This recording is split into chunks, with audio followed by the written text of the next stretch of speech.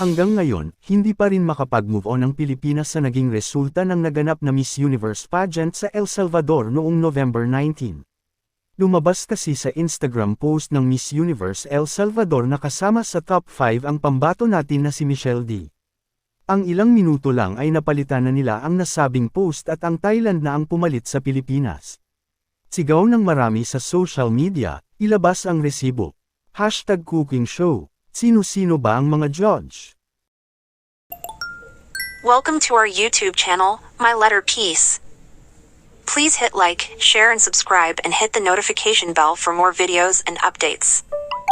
Mwah mwah. Philippines was first runner-up at her national pageant last year.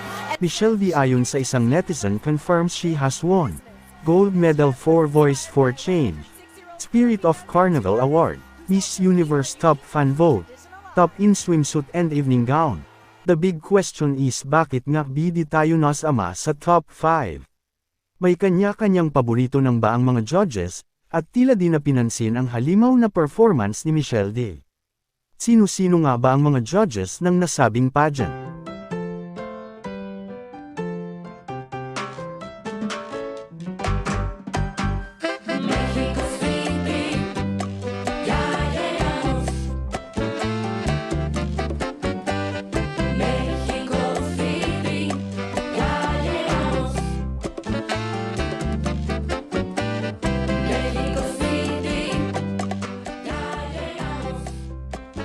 Madaming nagsasabing, hindi talaga makatarungan ang resulta ng Miss Universe. Kung matatandaan, nag-file ng bankruptcy ang owner ng Miss Universe. Ginawa lang ba nila tong issue na para mapag-usapan?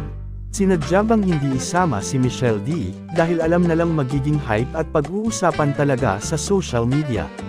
Sinasabi nga na mas pinag-uusapan, mas sisikat, mas madami ang kita. Drama is good for the vlog, ika nga.